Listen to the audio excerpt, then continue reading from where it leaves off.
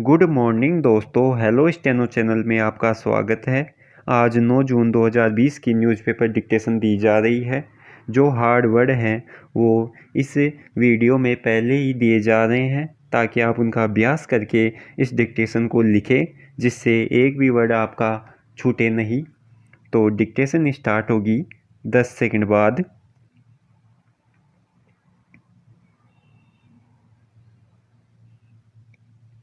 Start.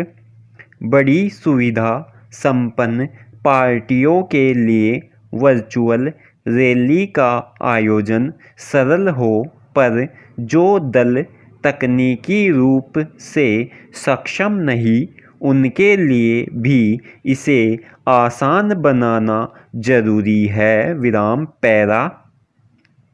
Corona संकट के चलते ही सही, चुनाव सुधारों की तरफ देश एक कदम बढ़ा तो सही। गृह मंत्री अमित शाह ने 2 दिन पूर्व पहली वर्चुअल रैली का आगाज बिहार से किया।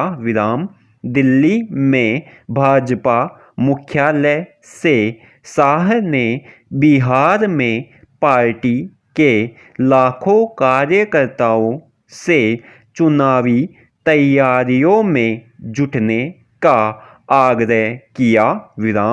अपनी सरकार की उपलब्धियों का जिक्र किया तो प्रदेश के सियासी दलों को भी निशाने पर लिया। देश में हर साल होने वाली चुनावी रैलियों में करोड़ों रुपए खर्च होने को लेकर सवाल उठते रहे हैं।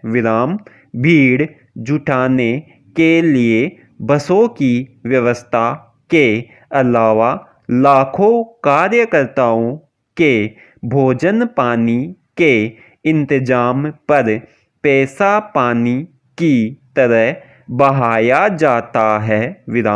रैलियों में हिंसा और भगदड़ होती है, सो अलग। ट्रैफिक जाम में भी लोगों को फंसना पड़ता है।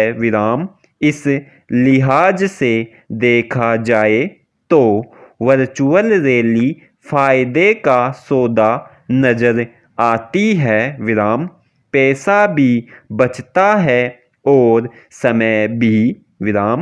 विदेशों में पहले से इस तरह की रैलियां आयोजित की जा रही हैं, लेकिन सिक्के के दूसरे पहलू पर भी गौर करना जरूरी है। शाह की बिहार रैली के लिए भाजपा ने जैसी तैयारियां की, क्या सभी दल वैसी तैयारियां करने में सक्षम हैं? भाजपा ने 80,000 बूथों पर स्मार्ट टीवी लगाए थे। भाजपा और कांग्रेस जैसी बड़ी सुविधा संपन्न पार्टियों के लिए ऐसी रैली का आयोजन सरल हो सकता है, लेकिन जो दल तकनीकी रूप से सक्षम नहीं है, उनके लिए ऐसी व्यवस्था कर पाना आसान नहीं, भले ही इसमें कम खर्च होता हो।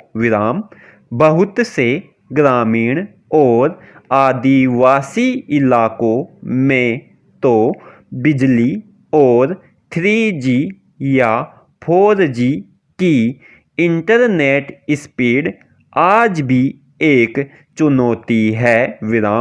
ऐसे में इस नई पहल का स्वागत करते हुए चुनाव आयोग को सुनिश्चित करना होगा कि सभी दलों को समान अवसर कैसे मिल सके। पैरा। चुनाव सुधारों को लेकर देश में लंबे समय से बहस चल रही है विराम। ऐसे में वर्चुअल रैली के लाभ हानि के बारे में विस्तार से बहस की गुंजाइश है विराम।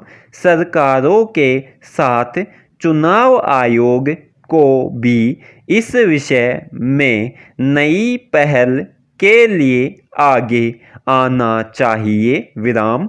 सोशल मीडिया के जरिए होने वाले प्रचार के तौर तरीकों पर गंभीरता से विचार हो विराम।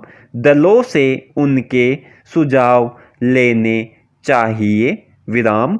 विशेषज्ञों की टीम बनाकर विस्तृत रूपरेखा बनाने की दिशा में सकारात्मक पहल होनी चाहिए विराम। ध्यान ये रखना होगा कि कम साधन वाले दल भी चुनावी समर में पीछे न रह जाए विराम। लोकतंत्र में सभी को अपनी बात रखने का पूरा अवसर मिलना चाहिए विराम।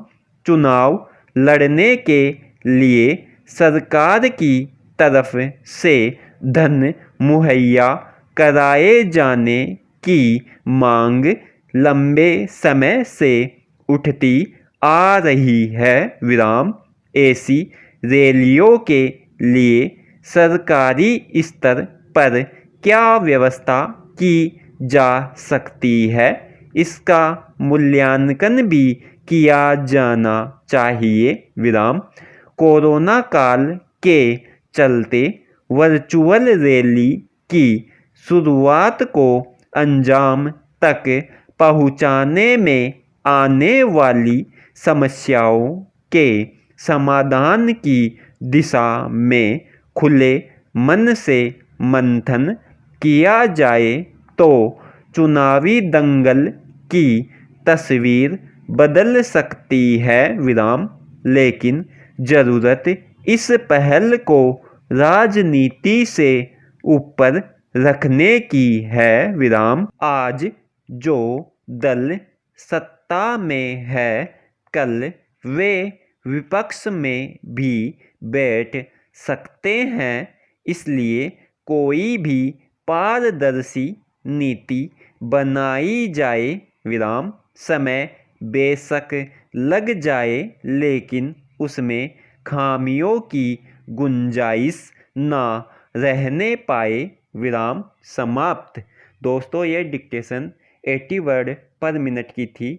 अगर ये डिक्टेशन आपको अच्छी लगी हो तो चैनल को सब्सक्राइब करें।